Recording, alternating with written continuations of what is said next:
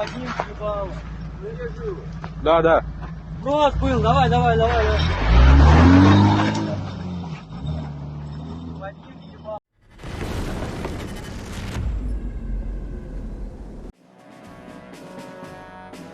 We know the Russian army is used to being embarrassed, but this is an embarrassment on another level.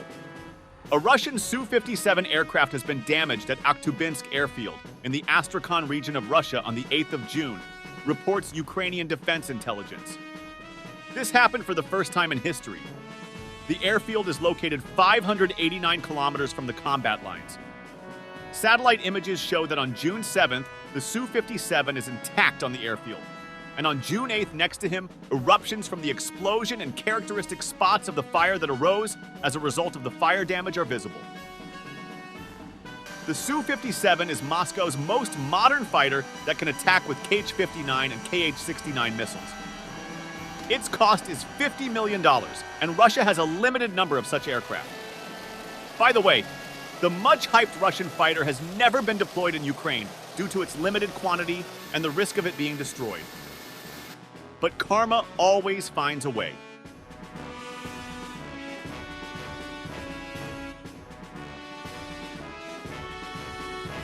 And as expected, Russian propagandists are not happy.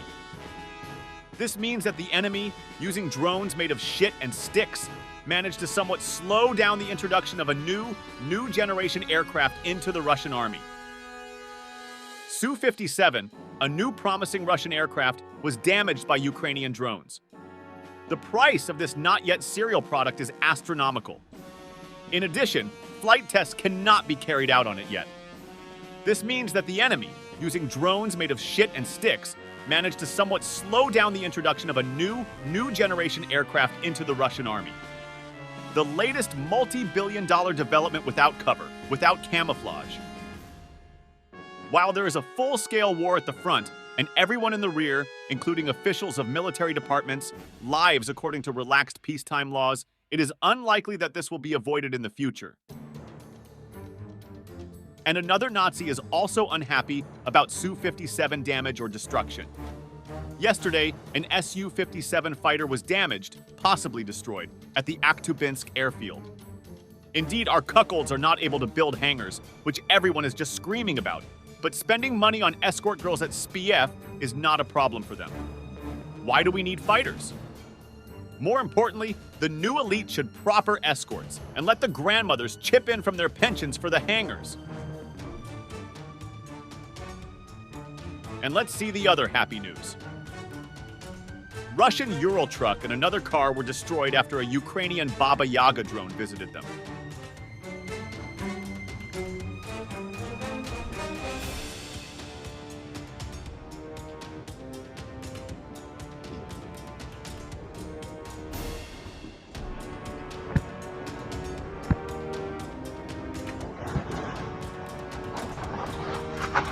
Один ебало.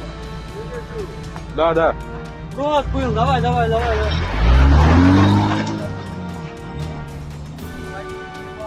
Hennedy Matsihora, the collaborator mayor of Kupiansk, was critically injured in an assassination attempt today in Stary Oskol. Matsihora had cooperated with Russian occupiers during the full-scale invasion, signing a protocol to establish an occupation administration in Kharkiv. After Kupiansk was liberated, he fled to Russia. Presidents Macron and Biden have agreed on the use of profits from frozen Russian assets for Ukraine. The presidents also pledged to support efforts to transfer them within the G7 and the EU. It is about $50 billion. The decision of the G7 countries will be announced on June 14th. Putin is running out of time to achieve breakthrough in Ukraine, writes the Bloomberg.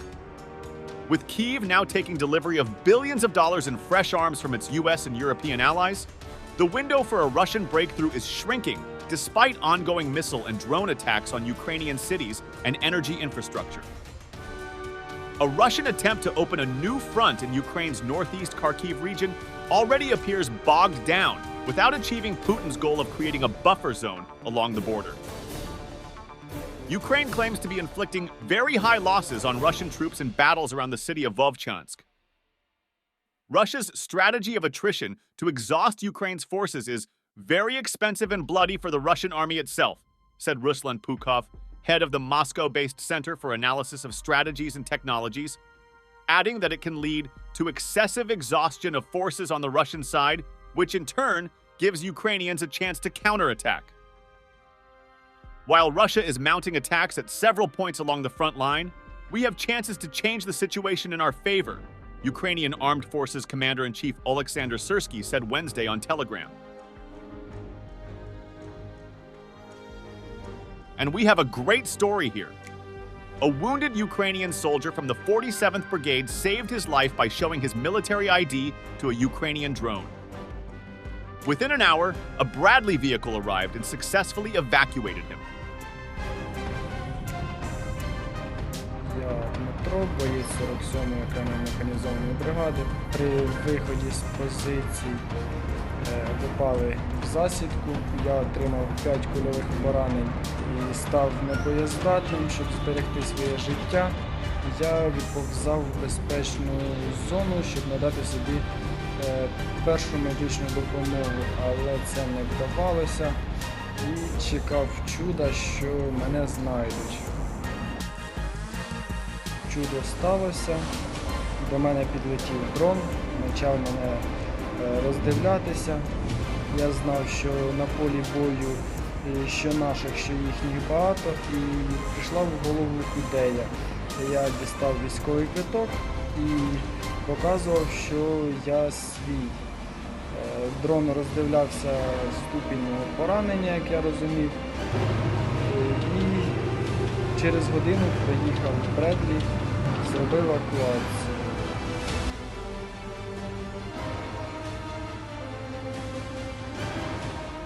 Мене забрали з побратимами, мені дали першу швидку медичну допомогу. Зараз я знаходжуся в госпіталі і лікуюся.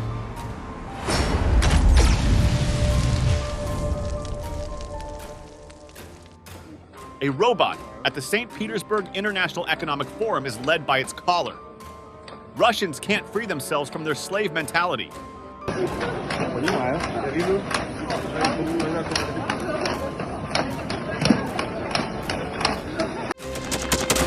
Thanks for watching, and don't forget to subscribe. Also, if you want to support Warthog Defense, please become our member and get early access to new videos, exclusive members-only videos, and become administrator in comment section. The membership link is in the description.